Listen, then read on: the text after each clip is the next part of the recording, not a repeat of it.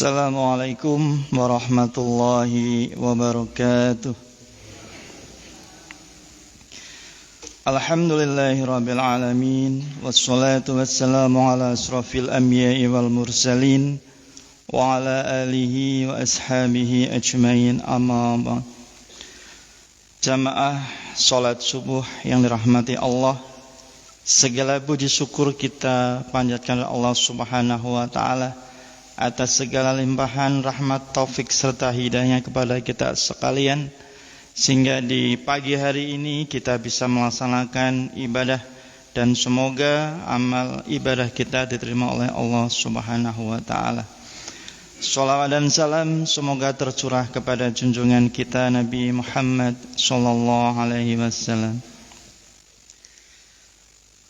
Jamaah salat subuh yang dirahmati Allah, kenapa para sahabat itu merasa rugi sekali ketika tidak sholat jamaah di masjid? Ada sahabat Umar bin Khattab yang beliau ketinggalan sholat jamaah di masjid, dan untuk menggantinya walaupun ini tidak ada syariatnya tapi merasa rugi. Kenapa dia ketinggalan sholat jamaah di masjid? Sampai-sampai Umar bin Khattab menggantinya dengan menginfakkan, mensedekahkan kebun yang terbaik yang dia miliki sebagai kafarat pengganti atas dia tidak ketinggalan sholat jamaah di masjid. Bukan tidak sholat di masjid, ketinggalan. Ada sahabat Umar yang sampai mengganti dengan kebun yang terbaiknya gara-gara ketinggalan di masjid sholat jamaah.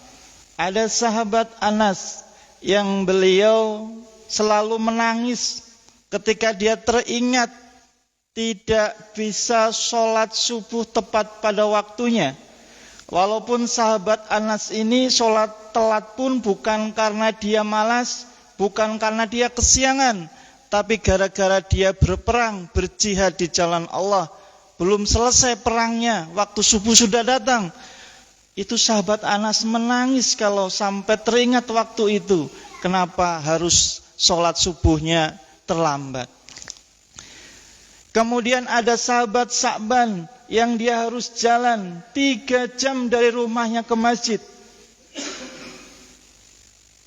Dia bela-belain walaupun 3 jam perjalanan, tapi beliau berusaha tidak pernah ketinggalan. Bahkan sebelum waktu sholat pun beliau sudah hadir di masjid, sampai orang bisa mengenal pasti kalau tempat di situ pasti sahabat Sa'ban. Sahabat jamaah sholat subuh yang dirahmati Allah, tentunya ini sebuah pertanyaan besar buat kita sebagai orang yang beriman, sebagai orang yang berfikir, yang diberikan akal oleh Allah. Kenapa para sahabat begitu merasa kehilangan, begitu merasa rugi ketika mereka ketinggalan, bahkan sampai telat sholat jamaahnya di masjid? Dalam kesempatan kali ini izinkan kami menyampaikan keutamaan kenapa kita hendaknya untuk jamaah di masjid. Yang pertama adalah pahala melangkahkan kaki ke masjid. Dalam sebuah hadis yang diriwayatkan oleh Ibnu Majah dan Muslim, bahwasanya Rasulullah SAW bersabda, seseorang yang berjalan ke masjid maka tiap langkah kakinya akan diberikan 1 pahala, dihapuskan 1 dosa, dan dinaikkan 1 derajat oleh Allah Subhanahu wa taala. 1 langkahnya dapat pahala, Bapak Ibu sekalian. Seandainya berapa langkah panjenengan dari rumah ke sini, semakin jauh maka akan semakin banyak pahalanya. Ini menjadi salah satu bukti kenapa sahabat-sahabat tidak masalah jalan 3 jam. Bahkan sahabat-sahabat merasa ketika dalam sakaratul mautnya, kenapa baru 3 jam? Kenapa enggak lebih jauh rumah saya dari masjid? Sahabat-sahabat, Bapak Ibu sekalian, sudah 3 jam merasa masih belum jauh rumahnya dari masjid. Karena pahala yang begitu besar, 1 langkahnya berpahala, Bapak Ibu sekalian. Ini hadis dari Rasulullah SAW. Pahala yang besar bagi orang yang mau melangkahkan kakinya ke masjid. Setiap langkahnya ada nilainya, Bapak Ibu sekalian. Makanya sahabat-sahabat merasa ketika sakaratul maut, kenapa tidak lebih jauh rumahku dari masjid? Seharusnya lebih jauh ini. Itu sahabat-sahabat, saudaraku sekalian. Apakah kita tidak ingin mengikutinya, tidak mau mencontohnya? Kita nggak usah 3 jam, paling dari rumah berapa menit. Saya dari Bojong biasanya ke sini paling 2-3 menit nyampe dari Bojong. Nah, panjenengan dari rumah ke sini paling berapa menit? 1 menit, 2 menit, tidak lama. Dan setiap langkahnya berpahala, saudaraku sekalian. Kemudian yang kedua, mendapat pahala menunggu waktu sholat. Rasulullah SAW bersabda, orang yang menunggu sholat di masjid akan diberikan pahala seperti sholat. Hadis riwayat Bukhari. Panjenengan tidak usah rugi ketika datang awal, menunggu saudara-saudaranya datang ke masjid, karena pahalanya besar. Yang pertama, pahalanya sama dengan orang yang sholat, Bapak Ibu sekalian. Kemudian yang kedua, salah satu waktu yang baik untuk kita berdoa adalah diantara azan dan iqamah. Maka mintalah, maka berdoalah saat diantara azan dan iqamah. Pahalanya menunggunya sudah seperti pahala orang sholat. Yang kedua itu waktu yang terbaik untuk kita berdoa. Itu yang kedua saudaraku sekalian. Kemudian yang ketiga, mendapat perlindungan dari Allah pada hari kiamat. Rasulullah SAW bersabda, ada 7 golongan yang dinaungi kelak, dan satunya adalah orang yang hatinya terpaut dengan masjid. Seorang pemuda yang hatinya terikat dengan masjid. Orang-orang itulah yang mendapatkan perlindungan dari Allah saat kiamat kelak. Hadis riwayat Bukhari. Perlindungan, Pak, saat matahari didekatkan di atas kepala kita, kepanasan kita, bahkan kadang sampai keringat itu sampai terendam diri kita dengan keringat. Dan di saat itulah ada pertolongan Allah, perlindungan Allah, ada naungan Allah. Untuk siapa?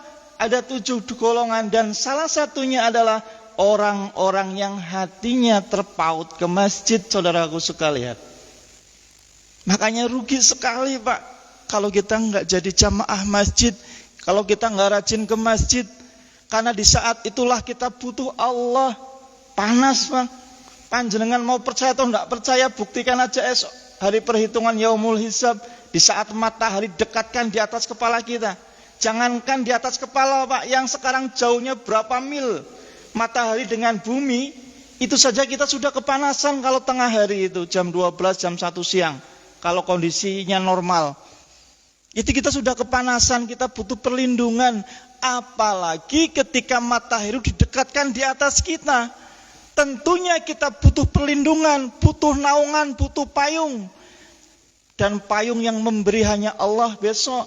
Bagi siapa? Salah satunya adalah bagi orang-orang yang hatinya terpaut ke masjid. Kemudian Bapak Ibu sekalian jamaah yang dirahmati Allah, kemudian yang keempat adalah mendapatkan doa dari malaikat.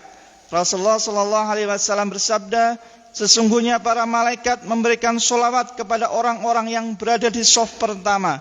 Hadis riwayat Ibnu Majah. Kemudian keutamaan yang lain, Bapak Ibu sekalian, mendapatkan 119 pahala di waktu sholat subuh. Bahwasanya Rasulullah SAW bersabda, seseorang yang melaksanakan sholat subuh berjamaah, maka orang itu akan mendapatkan pahala 119 kali dibanding sholat sendiri. Hadis riwayat Muslim. Bapak Ibu sekalian, normalnya sholat jamaah itu 27. Itu untuk sholat apa? Sholat maghrib, sholat asar, sholat zuhur. Tapi khusus buat sholat subuh, maka Allah lipatkan 119 kali. Tidak 27, tapi 119 kali dibandingkan sholat sendiri. Hadis riwayat Muslim. Kemudian yang lain, saudaraku sekalian, mendapatkan pahala khusus di waktu sholat isya. Rasulullah SAW bersabda, seseorang yang melaksanakan sholat isya berjamaah, maka dia akan mendapatkan pahala 59 kali lipat dibandingkan sholat sendiri. Sholat isya, jadi subuh 119, isya 59 kali lipat. Betapa besar pahala sholat subuh dan sholat isya, saudaraku sekalian. Kemudian yang lain, saudaraku sekalian, karena waktunya yang terbatas, banyak sekali pahala bagi orang-orang yang dirinya mau datang, yang dirinya mau memakmurkan masjid, yang dirinya mau sholat jamaah di masjid. Tak ada ruginya, saudaraku sekalian.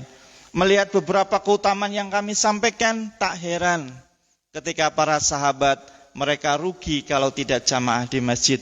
Tak heran ketika Umar bin Khattab harus memberikan, mensedekahkan, menginfakkan kebun terbaiknya gara-gara ketinggalan sholat jamaah di masjid. Tak heran ketika sahabat Anas nangis karena apa? Karena telat sholat gara-gara ada uzur yang lainnya. Tak heran ketika ada sahabat-sahabat yang harus berjalan berjam-jam ke masjid. Itu pun beliau merasa masih kurang. Ketika sakaratul mautnya dia mengatakan, aduh, kenapa tidak lebih jauh rumahku dari masjid. Saudaraku sekalian, kalau sudah begitu banyak pahala yang diberikan oleh Allah kepada kita bagi siapa yang mau ke masjid, pertanyaannya, kurang apa lagi Allah ke kita? Apakah kita termasuk orang-orang yang, mohon maaf, orang-orang yang mendustakan ayat-ayat Allah, hadis-hadis Rasulullah? Sudah begitu banyak pahala yang diberikan, tapi kemudian tak ada niat, tak ada kesukaan, tidak ada niat untuk segera menyegerakan kaki kita melangkah ke masjid ketika waktu-waktu sholat sudah dikumandangkan oleh muazin. Bapak Ibu jamaah yang dirahmati Allah, semoga yang singkat ini bisa memotivasi terutama bagi pribadi kami dan juga semoga kepada Bapak Ibu sekalian. Mari kita berusaha sebaik mungkin keluarga kita, ajak istri kita, anak-anak kita untuk ke masjid. Jangan jadi manusia yang soleh sendiri, ajaklah keluarga kita. Karena tentunya apalagi seorang bapak punya tanggung jawab bagaimana untuk membentuk keluarganya menjadi pecinta Allah, pecinta Rasulullah, dan selamat dunia akhirat. Itu kewajiban namanya seorang suami. Oleh karena itulah Bapak Ibu sekalian, ayo ajak keluarga kita untuk memakmurkan masjid. Jangan sampai ketinggalan. Usahakan semaksimal mungkin, kecuali ada uzur, sakit dan lain sebagainya yang kita tidak bisa untuk menunaikan salah satu keutamaan jamaah di masjid. Demikian Bapak Ibu yang dirahmati Allah, semoga bermanfaat yang singkat ini. Alhamdulillah hari ini ada kegiatan dari BKM dan juga kerjasama dengan Yayasan Amaliyah Tanpa Masalah yang beralamat di Jalan Kauman. Kita adakan ASB Amaliyah Subuh Berkah. Kita pembagian sayuran dan pelengkapnya. Nanti semoga ini yang bermanfaat dan kita doakan kepada para donatur juga semoga diberikan rezeki yang terus melimpah, yang berkah, dan tentunya semoga amalnya diterima oleh Allah Subhanahu wa taala. Bapak Ibu, nanti teknisnya panjenengan enggak usah berebut, harus urut, harus antri, harus bawa kupon yang kemarin pada waktu malam Jumat dibagikan. Kemarin saya bagi 70 kupon. Nanti yang tidak mendapat, yang tidak membawa kupon nanti belakangan, utamakan yang bawa kupon dulu. Nanti ada petugasnya, kuponnya diberikan, nanti panjenengan dapat kreseknya, silakan ambil, nanti ada petugas yang mengarahkan.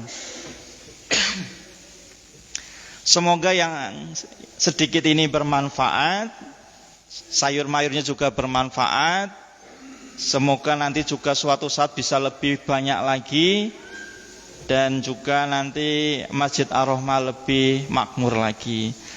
Demikian Bapak Ibu sekalian, monggo yang bawa kupon bisa langsung ditukarkan dengan kresek, kemudian kreseknya diisi dengan ubi rampingnya yang sudah disediakan oleh Yayasan Amaliyah tanpa masalah.